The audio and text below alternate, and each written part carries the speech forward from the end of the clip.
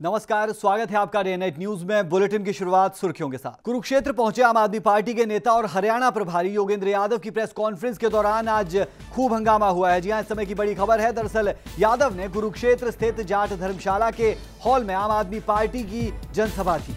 जनसभा के खत्म होने के बाद आप नेता और कार्यकर्ता जाट धर्मशाला में बने कमरे में बैठे पत्रकारों से वार्ता कर रहे थे, पत्रकारों से बातचीत कर रहे थे। लेकिन प्रेस कॉन्फ्रेंस शुरू ही नहीं हुई थी कि खुद को जाट सभा का प्रधान बताने वाला एक शख्स कमरे में घुस आया और योगेंद्र यादव को बाहर जाने को कहने लगा। जी हां, जब मीडिया कर्मियों ने इसका विरोध किया तो वो शख्स उनसे भी उलझ पड़ा। इस हंगामे का नतीजा ये रहा कि योगेंद्र यादव को बाहर खुले मैदान में जाकर प्रेस कॉन्फ्रेंस करनी पड़ी। दरअसल यादव ने कुरुक्षेत्र स्थित जाट धर्मशाला के हॉल में आम आदमी पार्टी की जनसभा थी।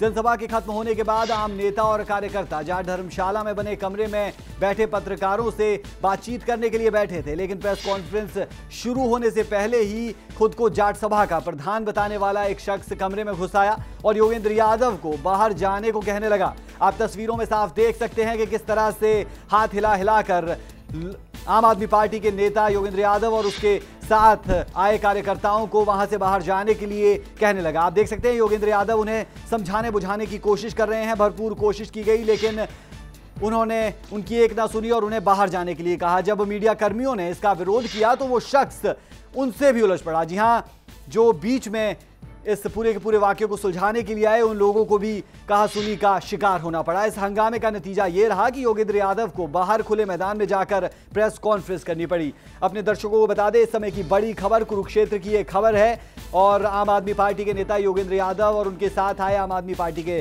कुछ और नेता और साथ के कार्यकर्ताओं को कुरुक्षेत्र स्थित जाट धर्मशाला में ये प्रेस कॉन्फ्रेंस थी। लेकिन वहां पर ये धर्मशाला नहीं हुई और वहां पर ये प्रेस कॉन्फ्रेंस नहीं हो पाई और खुले मैदान में जाकर उन्हें प्रेस कॉन्फ्रेंस करनी पड़ी। कुरुक्षेत्र स्थित जाट धर्मशाला में ये प्रेस कॉन्फ्रेंस थी लेकिन वहां पर ये शख्स आया जिसे आप तस्वीरों में देख सकते हैं और खुद को इन्होंने जाट प्रधान बताया। जी हाँ, इन्होंने हंगामा किया वहां पर आकर और साफ तौर पर कहने लगे कि योगेंद्र यादव आप यहां पर प्रेस वार्ता नहीं कर सकते। और इसका नतीजा क्या रहा कि यादव को बाहर यानी खुले मैदान में प्रेस कॉन्फ्रेंस करनी पड़ी। एक हंगामेदार कह सकते हैं कि जिस तरह से पूरे के पूरे मामले को आप देख रहे हैं, आपकी आंखों के सामने अपनी टीवी स्क्रीन पर आप साफ देख सकते हैं कि योगेंद्र यादव ने इस शख्स को समझाने की भरपूर कोशिश की लेकिन ये शख्स मानने को तैयार नहीं था और इसी का नतीजा रहा कि योगेंद्र यादव को प्रेस कॉन्फ्रेंस बाहर जाकर करनी पड़ी। अपने दर्शकों को बता दें, कुरुक्षेत्र पहुंचे आम आदमी पार्टी के नेता और हरियाणा प्रभारी योगेंद्र यादव की प्रेस कॉन्फ्रेंस के दौरान आज खूब हंगामा हुआ है। दरअसल यादव ने कुरुक्षेत्र स्थित जाट धर्मशाला के हॉल में आम आदमी पार्टी की जनसभा थी। जनसभा के खत्म होने के बाद आम नेता और कार्यकर्ता जाट धर्मशाला में बने कमरे में बैठे पत्रकारों से बातचीत करने वाले थे। लेकिन प्रेस कॉन्फ्रेंस शुरू होने से पहले ही खुद को जाट सभा का प्रधान बताने वाला एक शख्स कमरे में घुस आया और योगेंद्र यादव को बाहर जाने के लिए कहा। इस मामले पर ज्यादा जानकारी के लिए बात करते हैं हमारे संवाददाता कमल मिड्डा से। कमल, जानना चाहेंगे आपसे कि जिस तरह से आम आदमी पार्टी की जनसभा थी और उसके बाद प्रेस कॉन्फ्रेंस शुरू होने से पहले ही इस प्रेस कॉन्फ्रेंस में हंगामा कर दिया, अपने आप को जाट प्रधान इस शख्स ने बताया। क्या रहा पूरा मामला और दरअसल ये शख्स मांग क्या कर रहा था? जी राज, बिल्कुल आपको बता दूं कि मामला जो है कुरुक्षेत्र का था। तो कुरुक्षेत्र में जो है आज आम आदमी पार्टी के सम्मेलन को जो है संबोधित करने हरियाणा के प्रभारी योगेंद्र यादव जो है पहुंचे थे और कुरुक्षेत्र की जाट धर्मशाला के एक हॉल में जो है कार्यक्रम चल रहा था। लेकिन जैसे ही सम्मेलन खत्म हुआ उसके बाद तो योगेंद्र यादव जो है जाट धर्मशाला के अंदर एक कमरे में प्रेस वार्ता को संबोधित करने अपने आप कार्यकर्ता और नेताओं के साथ पहुंचे तो उनके साथ जो है बड़ी संख्या में पत्रकार भी अंदर मौजूद थे। जैसे ही प्रेस वार्ता शुरू होने वाली थी तभी एक जो जाट धर्मशाला का जो है उप प्रधान थे उन्होंने जो है अंदर घुसे और उन्होंने जो है काफी हंगामा वहां पर शुरू कर दिया। उन्होंने जो है योगेंद्र यादव और उनके जो आपके कार्यकर्ता थे उनको जो है बाहर निकल जाने के लिए कहा, जिसके बाद जो है उन्होंने ये कहा कि इसमें आपकी परमिशन आपने ले ली है इसलिए आप बाहर जाइए। तो कहीं ना कहीं इसका राजनीतिक रूप जो है हो सकता है, लेकिन इस बारे में अभी योगेंद्र यादव ने कुछ भी बोलने से मना कर दिया। लेकिन जैसे कि तस्वीरों में साफ साफ देखने को मिल रहा है कि योगेंद्र यादव जो है उनसे खुद माफी मांगते हुए नजर आ रहे हैं और उसके बाद जो है उन्होंने अभी कुछ देर पहले खुले में आकर जो है पत्रकारों को जो है संबोधित किया। जी कमल, हम देख सकते हैं तस्वीरों में, जैसा आपने भी कहा कि साफ तौर पर ये शख्स योगेंद्र यादव को और उनके साथ के कार्यकर्ताओं को यहां से बाहर जाने के लिए कह रहा था, लेकिन कहीं ना कहीं जो मांग थी कि वो ये कह रहे थे कि आप इस कमरे में जो जाट धर्मशाला बताई जा रही है यहां पर प्रेस कॉन्फ्रेंस नहीं कर सकते, या फिर राजनीतिक कारणों के चलते उन्होंने ये इस तरह का हंगामा इस प्रेस कॉन्फ्रेंस में कर दिया? बिल्कुल, मैं आपको बता दूं कि जो सभी प्रदेश भर में जो जाट धर्मशालाएं हैं वहां पर जो है जाट नेताओं के कार्यक्रम जो है खासतौर पर देखने को मिलते हैं, या दूसरी पार्टियां हैं जैसे कि कांग्रेस है या इंडियन नेशनल लोकदल पार्टी है, उनके कार्यक्रम देखने को मिल रहे हैं। लेकिन अब जो है अगर बात करें आम आदमी पार्टी के कार्यक्रम भी जो है जाट धर्मशालाओं में जो होने लगे हैं, और जो जितने भी जाट जो प्रतिनिधि है जो जाट धर्मशाला के प्रधान बने हुए हैं किसी न किसी राजनीतिक पार्टी से जो है जुड़े हुए जरूर होते हैं। तो फिलहाल जो है जो जाट नेता जो वहां पर पहुंचे थे, जिन्होंने जो है योगेंद्र यादव को बाहर निकल जाने के लिए कहा, फिलहाल इस बारे में तो पता नहीं चल पाया, लेकिन उनका इतना जरूर कहना था कि आपने जो है यहाँ की परमिशन नहीं दी जिसके चलते जो आप बाहर चले जाए। लेकिन काफी गुस्से में थे वो, लेकिन उन्होंने जो है मीडिया से भी बातचीत करने के लिए मना कर दिया। जब जाट नेता से जो है पत्रकारों ने सवाल पूछा कि आपने इनको बाहर क्यों निकाला है, तो उसके बाद जो है उन्होंने मीडिया से भी बातचीत करने को मना कर दिया। और योगेंद्र यादव ने जो है सभी पत्रकारों के सामने जो है उनसे माफी मांगी, और उसके बाद जो है उन्होंने करना बाहर आकर जो है खुले में प्रेस वार्ता को संबोधित किया। जी कमल, इस तमाम जानकारी के लिए बहुत बहुत शुक्रिया। कहीं ना कहीं आम आदमी पार्टी का जिस तरह से दिन ब दिन कद बढ़ता जा रहा है, उससे भी राजनीतिक गलियारों में हलचल है, और हर कोई पार्टी हो या फिर पार्टी के नेता हो, उन्हें डर सताने लगा है कि आम आदमी पार्टी ने जो दिल्ली में किया कहीं हरियाणा में भी वो मुमकिन न होए। चलिए आपको सुनाते हैं कि क्या कुछ कहा इस शख्स ने इस पूरे के पूरे हंगामे के दौरान, जब योगेंद्र यादव इनसे माफी तक मांगते नजर आए। सर आपका दफ्तर है यहाँ? हाँ, हमारा दफ्तर है। बार कहीं भी करो जाएगा। क्या पे नहीं करनी? नहीं करनी, बिल्कुल नहीं करनी। ले जाओ सर, इनको। बिल्कुल ठीक है, इनका वो कहना है नहीं करना। नहीं, जिसका अगर इनका दफ्तर है। ना, बिल्कुल नहीं मेरा दफ्तर है ये। ठीक है सर, आपसे पूछे बिना किया। बाहर कर लो, कहीं धर्मशाला में कहीं भी करो। सही बात है। चलो क्या सुना क्या नहीं, बाहर मारा धक्का मुक्की मार रहे हो, लगा सिक्योरिटी है हमारी। सिक्योरिटी क्या सिक्योरिटी है?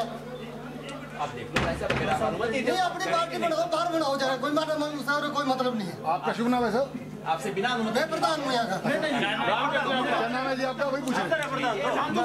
प्रधान तो कोई और है। प्रधान हूँ, और क्या देख लो भाई साहब, आपके शहर के प्रेस वाले लोग, आपके शहर के प्रधान जी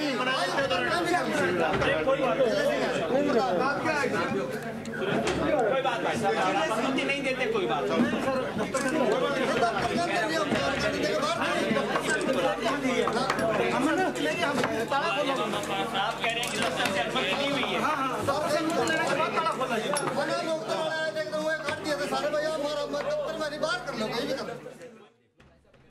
जी हां, वहीं इससे पहले बुधवार को आम आदमी पार्टी के कार्यालय का उद्घाटन करने योगेंद्र यादव करनाल के नीलीखेड़ी में पहुंचे।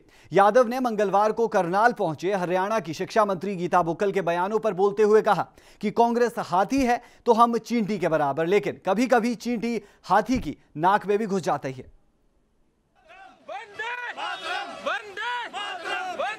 दिल्ली चुनावों के बाद अब हरियाणा में आम आदमी पार्टी और कांग्रेस के बीच तीखी तकरार होनी शुरू हो गई है। कांग्रेस एक बात कहती है तो आम आदमी पार्टी पलटवार करने में वक्त नहीं लगाती और तल्ख बयान दे डालती है। करनाल में भी 2 दिन से यही हो रहा है। लोहड़ी से 1 रोज पहले प्रदेश की शिक्षा मंत्री गीता बुक्कल ने आपको नौसिखिया करार दिया था। उन्होंने कहा था कि आप एक ऐसी पार्टी है जो एकदम सामने आई है, जिसका आज तक कोई पार्षद तक नहीं रहा। गीता बुक्कल ने कहा कि कांग्रेस को आपसे कोई खतरा नहीं है। गीता ने हैरानी जताते हुए कहा कि जो अफसर हरियाणा में आपका समर्थन कर रहे हैं, उनकी नौकरी के दौरान क्या छवि रही है ये सभी जानते हैं। अब ये नौसिखिए लोग हैं, बीच में आए हैं, इनको एक तो भाषा पे अपना कंट्रोल रखना चाहिए। और कांग्रेस पार्टी जो है अपने डेवलपमेंट के मुद्दे पे जिस तरह से 2 बार लगातार विधानसभा में जीत हासिल करके सरकार बनाती आई है और हर बार लोकसभा की सारी सीटें जीती हैं, आने वाले लोकसभा में भी हम सारी की सारी सीटें जीतेंगे। आपको बता दें कि गीता बुक्कल ने ये बात लोहड़ी से 1 रोज पहले कही थी, लेकिन बुधवार को जब आपके संयोजक योगेंद्र यादव करनाल पहुंचे और उनसे गीता के बयान पर प्रतिक्रिया मांगी गई तो उन्होंने वार पलटवार सब कर डाले। योगेंद्र यादव ने आम आदमी पार्टी को चींटी करार दिया। हम बिल्कुल नौसखियां हैं, इसमें कोई शक नहीं है। ये बड़ी बड़ी पार्टियां हाथी के बराबर हैं, हम तो चींटी के बराबर हैं। हमारी क्या औकात है? कभी कभी चींटी ना हाथी की सूंड में घुस जाती है। योगेंद्र यादव ने इस दौरान भ्रष्टाचार के मसले पर हरियाणा सरकार पर गंभीर आरोप लगाए। हर चीज में भ्रष्टाचार, हर डील में भ्रष्टाचार, हर नौकरी में भ्रष्टाचार, हर जमीन की डील में भ्रष्टाचार, हर महकमे में भ्रष्टाचार। जनता तंग आ गई है और ये चारों पार्टियों ने गिरोह बना रखा है, एक दूसरे के भ्रष्टाचार को बचाते हैं, एक दूसरे के साथ मिलकर काम करते हैं। अब जनता इन चारों का गिरोह तोड़ेगी, एक पांचवा खंबा गाड़ेगी। हरियाणा विधानसभा चुनाव फिलहाल दूर है, लेकिन उसकी गर्मी प्रदेश की फिजाओं में अभी से महसूस की जा सकती है। करनाल से कमल मिड्डा के साथ Raj Thakur, day night news. Haryana सरकार से नाराज रोडवेज कर्मियों ने प्रदेश के अलग अलग शहरों में आज सांकेतिक हड़ताल की। हड़ताल 11 से 2 बजे तक थी, लेकिन जनता को भारी परेशानी का सामना करना पड़ा। इस दौरान नाराज कर्मियों ने सरकार के खिलाफ जमकर नारेबाजी की। कर्मचारी नेताओं की माने तो वे सरकार की नीतियों के खिलाफ पहले भी प्रदर्शन करते रहे हैं, लेकिन सरकार ने उनके साथ वादा खिलाफी की है। उनकी मांग है कि सरकार ने जो प्राइवेट बसों के लिए 3500 परमिट जारी किए हैं, उन्हें कैंसिल किया जाए, उन्हें रद्द किया जाए और नई सरकारी बसें चलाई जाएं। सरकारी नेताओं की माने तो आज 2 घंटे की सांकेतिक हड़ताल है। अगर उसके बाद भी सरकार नहीं जागी तो 20 तारीख से 4 दिन की हड़ताल की जाएगी।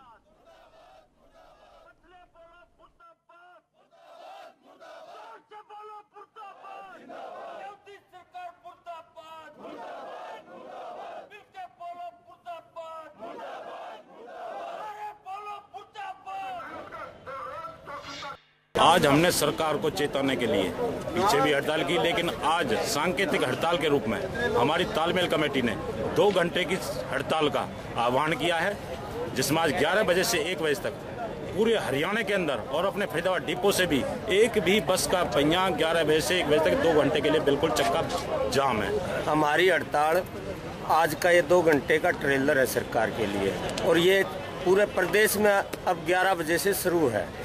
इससे ये तो एक ट्रेलर मात्र है और सरकार को इससे चेतावनी स्वरूप है ये सरकार के लिए। ये अनिश्चितकालीन भी जा सकती है।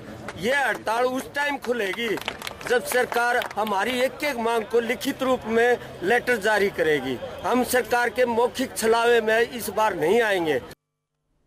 जी हां, हरियाणा में आज रोडवेज कर्मचारियों की हड़ताल देखने को मिली। इस मामले में ज्यादा जानकारी के लिए बात करते हैं हमारे फरीदाबाद से संवाददाता रुपेश बंसल से। रुपेश, जानना चाहेंगे आपसे कि जिस तरह से ये रोडवेज की हड़ताल दिखी, क्या नजारा रहा फरीदाबाद में? राज, जो आज जैसा भी बताया कि बिल्कुल सांकेतिक हड़ताल थी। हड़ताल की घोषणा इन्होंने 23 तारीख को की हुई है। आज इन्होंने सिर्फ 2 घंटे की हड़ताल रखी थी, लेकिन मैं आपको बताना चाहूंगा 11 से 1 बजे तक की जो इनका हड़ताल का टाइम था बड़ा प्राइम टाइम था। और इस समय पे जो बसें ये यहाँ पर नहीं चली बल्लड़ बस स्टैंड से, मैं बताना चाहूँ बल्लड़ का जो बस स्टैंड है, यहाँ जिला मुख्यालय बस स्टैंड है, और यहाँ पर बड़े लोगों को जो भारी असुविधा का सामना करना पड़ा। यहाँ पर लोगों को इतना हजूम लग गया, क्योंकि मैं बताना चाहूंगा 11 बजे के आसपास गुड़गांव दिल्ली की तरफ यहाँ से भारी मात्रा में लोग जाते हैं। और इन्होंने हालांकि ये बात कही है कि 11 से 1 तक इन्होंने हड़ताल रखी है, लेकिन उससे पहले ही कोई बस इन्होंने डिपो से बाहर नहीं निकाली थी। तो उसके बाद यहाँ पे लोगों को इतनी परेशानी का सामना करना पड़ा कि जो ऑटो तिपहिया वाहन यहाँ चलते हैं, उन्होंने आज जमकर चांदी कूटी है और उनके किराए लगभग दुगने यहाँ पर लोगों ने से वसूले गए हैं, क्योंकि सारी बस जो व्यवस्था थी एक साथ ठप हो गई और उसका खामियाजा लोगों को यहाँ पर भुगतना पड़ा। जी रुपेश, चाहेंगे आपके अपने हमारे दर्शकों को आप विस्तार से बताएं कि दरअसल जो ये रोडवेज कर्मी हैं, इनकी मुख्य मांग क्या है? सर, जो ये रोडवेज कर्मचारी हैं, ये पिछले काफी समय से संघर्षरत हैं और यूं कहें कि जब से सरकार बनी है तभी से संघर्षरत हैं। जो इनकी मुख्य मांगे हैं, सबसे पहली मांग इनकी है, जो पिछले दिनों सरकार ने लगभग 2700 परमिट पूरे प्रदेश में दिए हैं, जो कि निजी ट्रांसपोर्टर्स को वो परमिट दिए हैं जो अपनी बसें चलाने के लिए। इनका कहना है कि जो निजी क्षेत्र में परमिट दिए जा रहे हैं उनको बंद करके सरकारी बसें वहां पर चलाई जाएं। साथ ही राज, इनका ये भी कहना है कि जो बसें खड़ी हैं उनके लिए ड्राइवरों की, कंडक्टरों की भर्ती की जाए। और जो यहाँ पर इन्होंने पिछले दिनों सिटी बस सर्विस के नाम पर कॉन्ट्रैक्ट पे जो इन्होंने लोग रखे थे, इनका ये कहना है कि उन कॉन्ट्रैक्ट और ठेका प्रथा को पूरी तरह से बंद किया जाए और नियमित और परमानेंट ड्राइवर और जो कंडक्टर है उनकी भर्ती की जाए। निजीकरण रोडवेज में से पूरी तरह से बंद किया जाए। साथ ही इनका ये कहना है कि कम से कम पंजाब के समान यहाँ के लोगों को वेतनमान दिया जाए। इसी तरह से इनका ये कहना है कि जो मूलभूत सुविधाएं हैं जो कर्मचारियों को मिलनी चाहिए वो मिले, और साथ के साथ इनका एक और सबसे बड़ी मांग है कि जो बहुत दूर दूर ट्रांसफर लोगों के कर रखे हैं उनको कम से कम इस प्रकार से किया जाए कि लोगों को, ड्राइवरों को असुविधा ना हो, और यदि कहीं दूर ट्रांसफर किया जाता है तो वहां कम से कम रिहायशी की सुविधा उनको हो ताकि उनको परेशानी ना हो। जी रुपेश, इस तमाम जानकारी के लिए बहुत बहुत शुक्रिया। आपने दर्शकों को बता दें कि रोडवेज कर्मियों की हड़ताल थी और पूरे हरियाणा में नजारा कुछ अच्छा नहीं रहा। अगर हम आम आदमी की बात करते हैं, आम आदमी को इस हड़ताल से खासी मुश्किलों का सामना करना पड़ा, और यह नजारा इसलिए रहा कि रोडवेज कर्मियों ने हड़ताल की जो 11 से 2 बजे के बीच में देखी गई। हालांकि जो हड़ताल थी वो सिर्फ 2 घंटे की थी, लेकिन 11 से 2 के बीच में लोगों को खासी मुश्किलों का सामना करना पड़ा और प्राइवेट बसों को दिए परमिट रद्द किए जाने की मांग की गई है। तो यह नजारा आप देख रहे थे फरीदाबाद का। चलिए अब गुड़गांव में कैसा रहा हड़ताल से जनजीवन, बात करते हैं अपने संवाददाता नीरज वशिष्ठ से। नीरज, आपने सुना कि फरीदाबाद में किस तरह का नजारा रहा, आम जनजीवन खासा प्रभावित हुआ, लोगों को बहुत ज्यादा किराया देकर ऑटो से जाना पड़ा, बसेस नहीं मिल पाई, क्या कुछ रहा गुड़गांव में नजारा? जी राज, देखिए मैं आपको बताना चाहता हूं कि जिस तरह से फरीदाबाद में अफरा तफरी का माहौल था, गुड़गांव बस स्टैंड के ऊपर भी लोग तैयार नहीं थे इस सांकेतिक हड़ताल के लिए।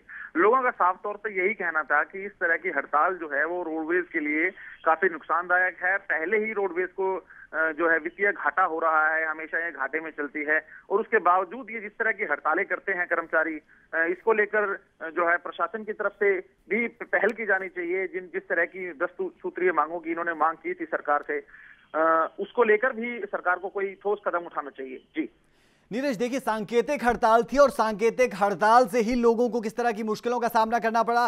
फरीदाबाद में जो नजारा था कहीं ना कहीं वही नजारा गुड़गांव में भी था, जैसा आपने बताया। जानना चाहेंगे आपसे कि आपकी बात हुई होगी रोडवेज कर्मियों से, और उसके साथ साथ क्या आपकी सरकारी अधिकारी से किसी से बात हो पाई है? सरकार की तरफ से किसी की कोई प्रतिक्रिया सामने आई इस पूरे की पूरी सांकेतिक हड़ताल पर? जी देखिए, जब हमारी यहाँ के जीएम से बात हुई तो वो ट्रेनिंग के लिए कहीं बाहर गए हुए थे। उसके बाद हमारी यहाँ के यूनियन प्रेसिडेंट से बात हुई विनोद शर्मा जी से, तो उनका यही कहना था जो हमारी मांगे हैं वो हमने अपनी सरकार के सामने रखी हैं। चाहे वो प्राइवेट जो बसेस हैं उनके परमिट को रद्द लेकर करने की बात करते हों, या फिर अपने कैशलेस मेडिकल इंश्योरेंस की बात करते हों, या फिर और भी इस तरह की बहुत सारी इनकी मांगे हैं। जिस तरह की ये बात कर रहे हैं कि हमने सरकार के सामने अपने ये मांगे रखी हैं, लेकिन हमने जब इनसे और परिवहन मंत्री जो इनके नजदीक से हैं, बिल्कुल मेवात से रहने वाले हैं, हमसे जब इनसे ये भी पूछा गया कि क्या उम्मीदें हैं, क्या आपके पड़ोस में ही परिवहन मंत्री हैं, किस तरह की उम्मीदें हैं, तो उनका साफ तौर से ये कहना था कि परिवहन मंत्री को चुनाव में मद्देनजर रख के इनको जो मंत्रालय दिया गया है, जहां तक की उनकी पावर की बात है तो उन्हें पावर प्रोवाइड नहीं की गई है। जी नीरज, इस तमाम जानकारी के लिए बहुत बहुत शुक्रिया। आपने दर्शकों को बता दें कि रोडवेज कर्मियों की आज हड़ताल थी, सांकेतिक हड़ताल ये थी, और इस सांकेतिक हड़ताल ने आम जनजीवन को, आम लोगों को खासी मुश्किलों में डाला। और यहां पर रोडवेज कर्मियों ने यह भी चेताया सरकार को कि अगर उनकी मांगों को पूरा नहीं किया गया, जो एक लंबी चौड़ी फहरिस्त है उनकी मांगों की, उसमें साफ तौर पर कहा गया कि अगर मांगे पूरी नहीं हुई तो वो अनिश्चितकालीन हड़ताल पर भी जा सकते हैं।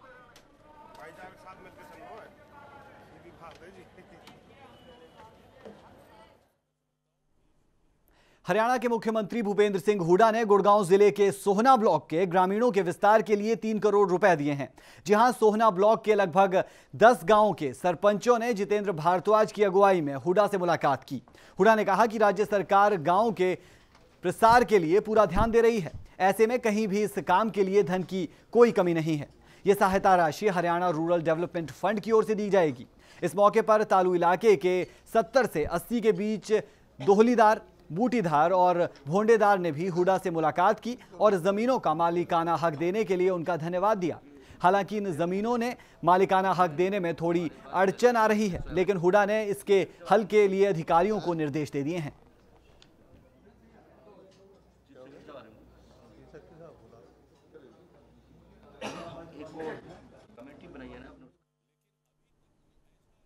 गुड़गांव के बाद रुख सोनीपत का करते हैं। सोनीपत के गांव आहुलाना में स्थित चौधरी देवीलाल शुमर मिल पर किसानों ने ताला जड़ दिया। जी हां, किसानों ने मिल प्रबंधन से मांग की है कि किसानों की फसल बराबर खरीदी जाए, लेकिन इसके उलट मिल के गेट पर गन्ना लेकर आने वाले किसानों को किसी भी तरह की छूट नहीं दी जा रही है, बल्कि मिल द्वारा गन्ना खरीद केंद्रों पर गन्ना लेकर आने वाले किसानों से आधा भाड़ा वसूला जा रहा है।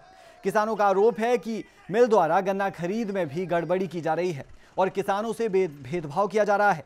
किसानों ने मांग की है कि मिल गेट पर गन्ना लाने वाले किसानों को भाड़े में 50% की राहत दी जाए।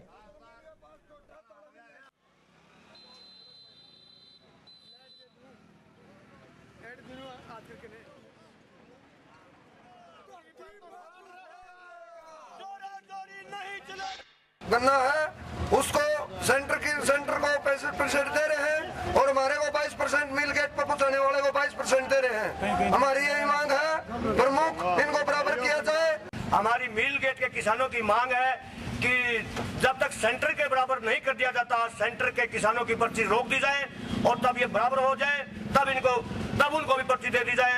और अभी हमारे बीच में सीएमओ साहब ने 2 दिन का आश्वासन दिया है, अगर 2 दिन में हमारी समस्या को दूर नहीं किया गया तो शुगर मिल को फिर से ताला जड़ा जाएगा।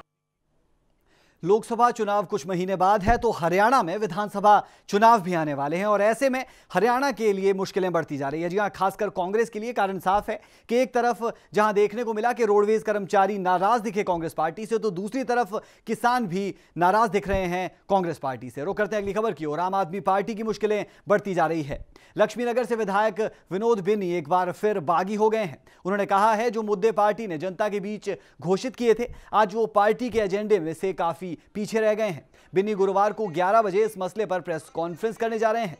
बिन्नी ने चेतावनी देते हुए कहा कि अगर केजरीवाल ने जनहित के मसलों पर उनके सवालों के जवाब नहीं दिए तो वो भूख हड़ताल करेंगे। खबर है कि लोकसभा टिकट नहीं मिलने से इस बार बिन्नी नाराज है।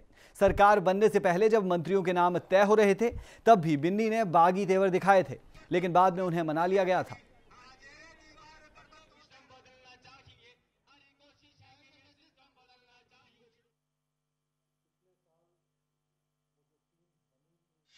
जिस मुद्दों के आधार पे आम आदमी पार्टी ने चुनाव लड़ा, उनके कथनी और करनी में फर्क आ गया है, इफ एंड बट आ गया। उसके लिए हम कल सुबह एक प्रेस कॉन्फ्रेंस कर रहे हैं। आप सब लोगों से अनुरोध है, आप आइएगा, देश की जनता को और दिल्ली की जनता को जागरूक कीजिए। अभी के लिए इस बुलेटिन में इतना ही। इजाजत दीजिए, नमस्कार। खबरों की दुनिया में आइए, हमारे साथ कहीं भी और कभी भी जुड़िए। हम मिलेंगे फेसबुक पर, हम दिखेंगे यूट्यूब पर, हमें फॉलो कीजिए ट्विटर पर। खबरों के साथ बने रहिए रात दिन।